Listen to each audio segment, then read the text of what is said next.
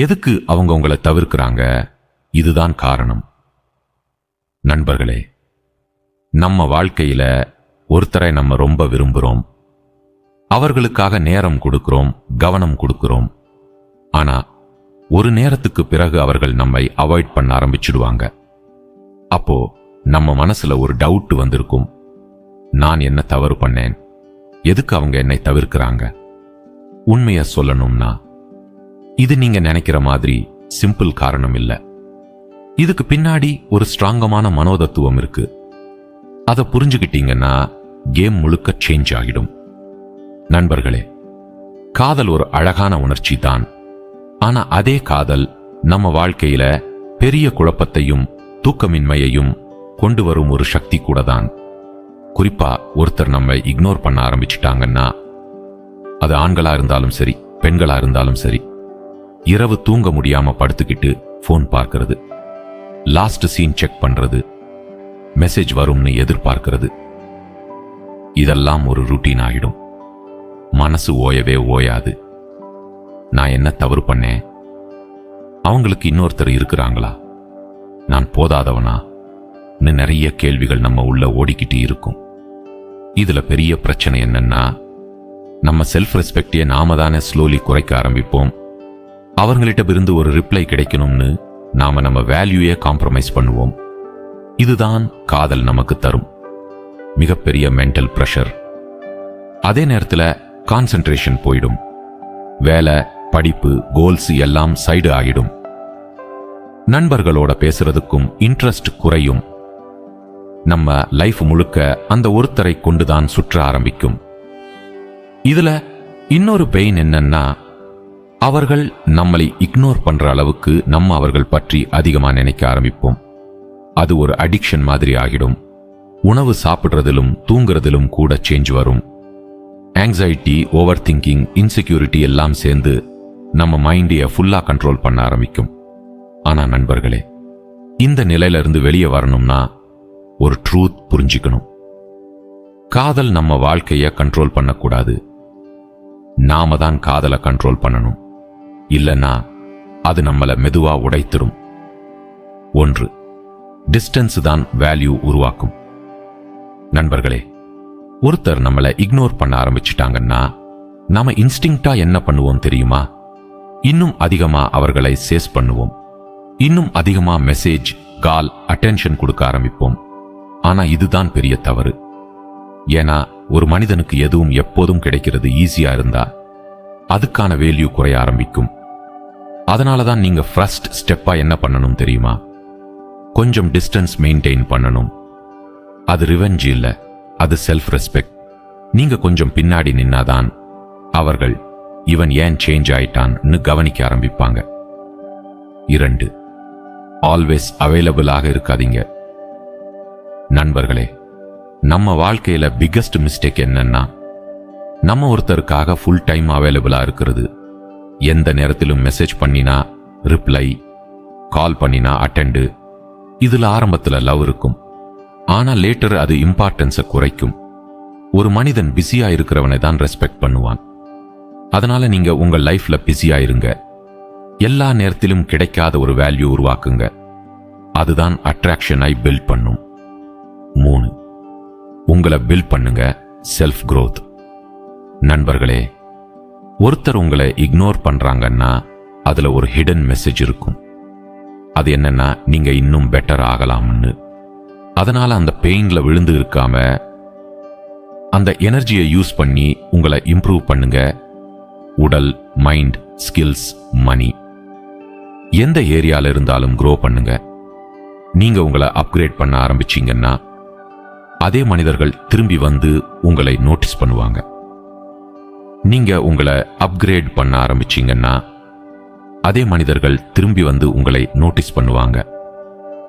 ஆனா நண்பர்களே, இங்க ஒரு முக்கியமான பாயிண்ட் இருக்கு. நீங்க உங்களை இம்ப்ரூவ் பண்றது அவர்களுக்காக மட்டும் இருக்கக்கூடாது, அது உங்களுக்காக இருக்கணும். ஏன்னா ஒருத்தரை இம்ப்ரெஸ் பண்றதுக்காக சேஞ்ச் ஆன சேஞ்ச் லாங் டேர்ம்ல நீங்க சஸ்டெயின் பண்ண முடியாது. ஆனா உங்களுக்காக சேஞ்ச் ஆன மாற்றம் வாழ்க்கையே மாற்றிடும். நீங்க ஒரு நிமிஷம் யோசிச்சு பாருங்க. இப்போ உங்க லைஃப்ல நீங்க எந்த லெவல்ல இருக்கீங்க, உங்க ஹெல்த் எப்படி இருக்கு, உங்க கான்ஃபிடன்ஸ் எப்படி இருக்கு, உங்க ஸ்கில்ஸ், உங்க இன்கம், உங்க மைண்ட் செட், இந்த எல்லாத்தையும் ஆனஸ்ட்லி எவாலுவேட் பண்ணுங்க. நண்பர்களே, காதல் ஒரு மோட்டிவேஷனாக இருக்கலாம், ஆனா அது டிஸ்ட்ராக்ஷன் ஆகிடக்கூடாது. பல பேர் என்ன பண்றாங்கன்னா, ஒருத்தர் இக்னோர் பண்ண ஆரம்பிச்சிட்டாங்கன்னா அதை நினைச்சு நாள் முழுக்க சேடா இருக்கிறாங்க, போனிய பார்த்துக்கிட்டே இருக்கிறாங்க, சோஷியல் மீடியால அவர்களை ஸ்டாக் பண்றாங்க. ஆனா அந்த சேம் டைம்ல நீங்க உங்களை பில்ட் பண்ண யூஸ் பண்ணீங்கன்னா உங்க லைஃப்ல ஒரு பெரிய சேஞ்ச் வரும். உடல் பற்றி பேசலாம் நண்பர்களே. நீங்க பிசிக்கலி ஸ்ட்ராங்கா இருந்தீங்கன்னா அது உங்க கான்ஃபிடன்ஸை ஆட்டோமேட்டிக்லி உயர்த்தும். ஒரு சிம்பிள் ஒர்க் அவுட் கூட உங்க மைண்ட் செட்டியை சேஞ்ச் பண்ணும். அதுக்கப்புறம் மைண்டு, நீங்க என்ன தாட்ஸ் வச்சிருக்கீங்கன்றது தான் உங்க லைஃப் டிசைட் ஆகும். நெகட்டிவா நினைச்சீங்கன்னா நெகட்டிவா தான் நடக்கும். பாசிட்டிவா ட்ரெயின் பண்ணீங்கன்னா ஆப்பர்ச்சுனிட்டிஸ் தெரிய ஆரம்பிக்கும். ஸ்கில்ஸ், இதுதான் உங்க ஃபியூச்சரை பில்ட் பண்ணும். Main weapon communication skills, digital skills, எந்த ஸ்கில்லும் இருக்கலாம். நீங்க தினமும் கொஞ்சம் நேரம் இன்வெஸ்ட் பண்ணீங்கன்னா ஒரு வருஷத்துக்கு அப்புறம் நீங்க வேற லெவல்ல இருப்பீங்க. மணி, பல பேர் இதை இக்னோர் பண்றாங்க. ஆனா ரியாலிட்டி என்னன்னா, ஃபைனான்சியல் ஸ்டெபிலிட்டி இருந்தாதான் ரெஸ்பெக்ட் கூட வரும். நீங்க உங்க இன்கம் இம்ப்ரூவ் பண்ண ட்ரை பண்ணுங்க. சைடு இன்கம், பிசினஸ், ஃப்ரீலான்சிங், எதுவானாலும் சரி. நண்பர்களே, இங்க ஒரு ட்ரூத், உலகம் வேர்ட்ஸை விட ரிசல்ட்ஸை தான் ரெஸ்பெக்ட் பண்ணும். நீங்க சைலண்டா உங்களை இம்ப்ரூவ் பண்ணிக்கிட்டே இருந்தீங்கன்னா ஒரு நாள் உங்க ரிசல்ட் பேசும். அந்த நாள் நீங்க யாரையும் இம்ப்ரெஸ் பண்ண ட்ரை பண்ண வேண்டிய அவசியமே இருக்காது. பீப்புள் ஆட்டோமேட்டிக்கலி உங்களை நோட்டீஸ் பண்ணுவாங்க. அதனால தான் சாணக்கியர் ஸ்டைல்ல ஒரு சிம்பிள் லாஜிக், நீங்க வேல்யூ ஆகிட்டீங்கன்னா உலகம் உங்களை தேடி வரும். இப்போ நீங்க 2 சாய்ஸ் முன்னாடி இருக்கு நண்பர்களே. ஒரு பாதை அவர்களை நினைச்சு டெய்லி ஸ்ட்ரெஸ் ஆகிறது. மற்றொரு பாதை அந்த பெயினிய ஃபியூலா யூஸ் பண்ணி உங்களை ஒரு பவர்ஃபுல் வெர்ஷனா மாத்துறது. எந்த பாதையை சூஸ் பண்ண போறீங்க? நீங்க உங்களை பில்ட் பண்ண ஆரம்பிச்சீங்கன்னா இது லவ் மட்டும் இல்ல, உங்க என்டையர் லைஃப் அப்கிரேட் ஆகும். நண்பர்களே, நினைவில் வைங்க, உங்களை இக்னோர் பண்ற ஒருத்தர் உங்க லைஃப்ல ஒரு டிஸ்ட்ராக்ஷனாக இருக்கலாம். ஆனா அது ஒரு டைரக்ஷனாவும் மாறலாம். அந்த டைரக்ஷன் உங்க growthக்காக யூஸ் பண்ணுங்க. அப்போதான் அந்த பெயின் ஒரு பவரா மாறும். 4வது, மஸ்டரி மெயின்டைன் பண்ணுங்க. நண்பர்களே, ஒரு மனிதன் முழுக்க ஓபன் புக் மாதிரி இருந்தா அவரை புரிஞ்சுக்க ஈஸி ஆகிடும். அதுக்கப்புறம் இன்ட்ரெஸ்ட் குறையும். அதனால நீங்க எல்லாத்தையும் ஒரே நாள்ல ரிவீல் பண்ணாதீங்க. கொஞ்சம் மிஸ்ட்ரி வைங்க. உங்க லைஃப்ல என்ன நடக்குது, என்ன பிளான், எல்லாத்தையும் ஷேர் பண்ண வேண்டிய அவசியம் இல்லை. அந்த லிட்டில் மிஸ்ட்ரி தான் கியூரியாசிட்டியை கிரியேட் பண்ணும். ஆனா நண்பர்களே, இங்க ஒரு முக்கியமான விஷயம் இருக்கு. மிஸ்டரினா ஃபேக் ஆக ஆக்ட் பண்றது இல்ல, அது உங்களை முழுக்க வெளிப்படுத்தாம கண்ட்ரோல்ல வைத்துக்கிறது. பல பேர் என்ன பண்றாங்கன்னா, ஃபர்ஸ்ட் ஃபியூ நாட்கள்லேயே தங்களோட முழு லைஃப் ஸ்டோரியை ஷேர் பண்ணிடுறாங்க. சைல்ட்ஹுட்ல இருந்து பிரசன்ட் வரைக்கும் எல்லாத்தையும் சொல்லிடுறாங்க. அந்த நேரத்தில் அது க்ளோஸா ஃபீல் ஆகும். ஆனா கொஞ்ச நாள் கழிச்சா பேசவே புதுசா எதுவும் இல்லாம ஆகிடும். அப்போதான் இன்ட்ரெஸ்ட் குறைய ஆரம்பிக்கும்.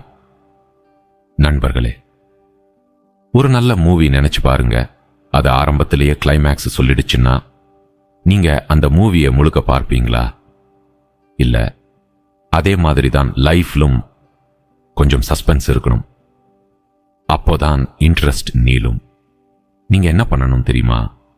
கான்வர்சேஷன்ல எல்லாத்தையும் ஒரே நேரத்தில் சொல்லாம லிட்டில் பை லிட்டில் ரிவீல் பண்ணணும். அது ஒரு ஆர்ட். எப்போ பேசணும், எவ்வளவு பேசணும், எதை பேசணும், இதெல்லாம் தெரிஞ்சிருக்கணும். நண்பர்களே, இன்னொரு மிஸ்டேக், நம்ம லைஃப்ல நடக்கிற ஒவ்வொரு விஷயத்தையும் ஷேர் பண்றது. இப்போ நான் இங்க போறேன், இப்போ நான் இதை பண்றேன். இது ஆரம்பத்தில் கேர் மாதிரி தெரியும், ஆனா லேட்டர் அது இம்பார்ட்டன்ஸை குறைக்கும். நீங்க கொஞ்சம் ஸ்பேஸ் வைங்க, அவங்க தான் கேட்கட்டும் நீங்க என்ன பண்ணிட்டு இருக்கீங்கன்னு. அந்த மோமெண்ட் தான் அட்ராக்ஷன் பில்ட் ஆகும். மற்றொரு பாயிண்ட், சோஷியல் மீடியா.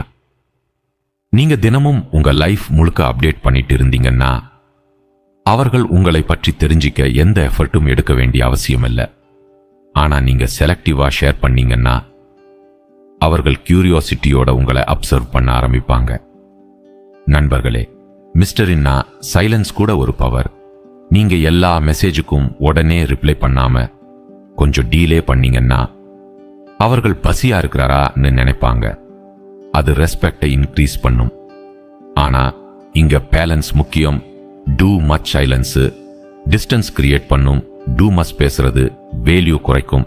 அதனால மிடில் கிரவுண்ட் தான் கரெக்ட். நண்பர்களே, இன்னொரு ட்ரூத், ஒரு மனிதன் உங்களை ஃபுல்லி ப்ரெடிக்ட் பண்ண முடியாத அளவுக்கு இருந்தா அவர்களுக்கு நீங்க இன்ட்ரெஸ்டிங்கா தெரியும். நீங்க என்ன நெக்ஸ்ட் பண்ண போறீங்கன்னு தெரியாம இருந்தா அவர்கள் உங்களை கவனிக்க ஆரம்பிப்பாங்க. அதனால ரூட்டீனா இருக்காதீங்க, கொஞ்சம் அன்பிரடிக்டபிளா இருங்க. ஒரு நாள் அதிகமா பேசுறீங்க, ஒரு நாள் கால்மா இருக்கீங்க. அது கன்ஃபியூஷன் கிரியேட் பண்ணாது, கியூரியாசிட்டி கிரியேட் பண்ணும்.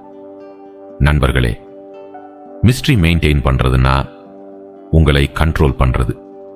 நீங்க என்ன ஃபீல் பண்றீங்கன்னு, என்ன பிளான்னு, என்ன நெக்ஸ்ட் ஸ்டெப்னு இதெல்லாம் எல்லாருக்கும் தெரிய வேண்டிய அவசியம் இல்லை. நீங்க உங்க வேல்யூயை ப்ரொடெக்ட் பண்ணணும். நினைவில் வைங்க, ஈஸியா புரிஞ்சிக்கிறவங்க ஈஸியா இக்னோர் ஆகுறாங்க.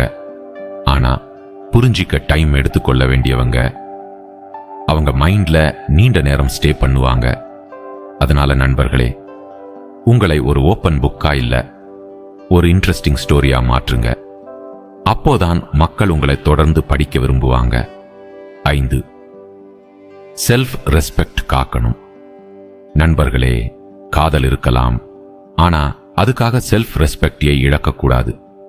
ஒரு ரிப்ளைக்காக பெக்கிங் பண்றது, அட்டென்ஷனுக்காக காம்ப்ரமைஸ் பண்றது, இது எல்லாம் நம்ம வேல்யூயை குறைக்கும். நீங்க உங்களை மதிக்க ஆரம்பிச்சீங்கன்னா தான் மற்றவர்கள் உங்களை மதிப்பாங்க. நினைவில் வைங்க, லவ்க்கு முன்பாக ரெஸ்பெக்ட் தான் முக்கியம். 6, ஓவர் திங்கிங் கண்ட்ரோல் பண்ணுங்க. நண்பர்களே, அவர்கள் ஒரு மெசேஜுக்கு லேட்டா ரிப்ளை பண்ணினாலே நம்ம மைண்ட்ஃபுல் ஸ்டோரி கிரியேட் பண்ணும். அவர்களுக்கு இன்ட்ரெஸ்ட் இல்ல, யாரோ இருக்காங்க என்று. இதுதான் ஓவர் திங்கிங். இது நம்ம மென்டலி டிஸ்ட்ராய் பண்ணும். அதனால ஃபேக்ட்ஸ்ல ஃபோக்கஸ் பண்ணுங்க, இமேஜினேஷன்ல இல்ல. மைண்ட் காமா வைத்துக்கோங்க, இல்லைன்னா நீங்க உங்களையே டார்ச்சர் பண்ணிக்கிறீங்க. 7வது, டீடாக் ஆக கற்றுக்கோங்க. நண்பர்களே, அட்டாச்மெண்ட் நல்லதுதான், ஆனா அதிகமா அட்டாச் ஆயிட்டீங்கன்னா அது பெயின் தரும். அதனால ஒரு லெவலுக்கு பிறகு டிட்டாஸ் ஆக கற்றுக்கோங்க. அது கேர் இல்லைன்னு அர்த்தம் இல்லை, அது கண்ட்ரோல்னு அர்த்தம். நீங்க எமோஷனலி இண்டிபெண்டா இருந்தீங்கன்னா எந்த சிச்சுவேஷன்ல இருந்தாலும் ஸ்ட்ராங்கா இருப்பீங்க. 8வது, நீங்க தான் பிரையாரிட்டி. நண்பர்களே, லைஃப்ல எதுவும் பெர்மனன்ட் இல்ல, ரிலேஷன்ஷிப்ஸ் கூட. ஆனா நீங்க தான் உங்க லைஃப்ல பெர்மனன்ட். அதனால யாருக்காகவும் உங்களை லூஸ் பண்ணாதீங்க. உங்க ஹாப்பினஸ், உங்க growth, உங்க பீஸ், இதுதான் ஃபர்ஸ்ட் பிரையாரிட்டி. நீங்க உங்களை சூஸ் பண்ண ஆரம்பிச்சீங்கன்னா உலகமே உங்களை ரெஸ்பெக்ட் பண்ணும். நண்பர்களே, யாராவது உங்களை இக்னோர் பண்றாங்கன்னா அவர்களை இம்ப்ரெஸ் பண்ண ட்ரை பண்ணாதீங்க, உங்களை இம்ப்ரூவ் பண்ண ட்ரை பண்ணுங்க. அப்போதான் ரியல் சேஞ்ச் நடக்கும். நண்பர்களே, காதல் வாழ்க்கையில் முக்கியம்தான், ஆனா அதுக்காக நம்ம வாழ்க்கையையே இழக்கக்கூடாது. நீங்க உங்களை மாற்ற ஆரம்பிச்சீங்கன்னா உலகமே உங்களை வேற மாதிரி பார்க்க ஆரம்பிக்கும். இந்த மாதிரி real life truth, mind set, love மற்றும் சக்சஸ் வீடியோஸ் உங்களுக்கு பிடிச்சிருந்தா இந்த சேனலை சப்ஸ்கிரைப் பண்ணுங்க, லைக் பண்ணி ஷேர் பண்ணுங்க. நம்ம எல்லாரும் சேர்ந்து ஸ்ட்ராங் மைண்ட் செட் பில்ட் பண்ணலாம். அடுத்த வீடியோல சந்திப்போம் நண்பர்களே.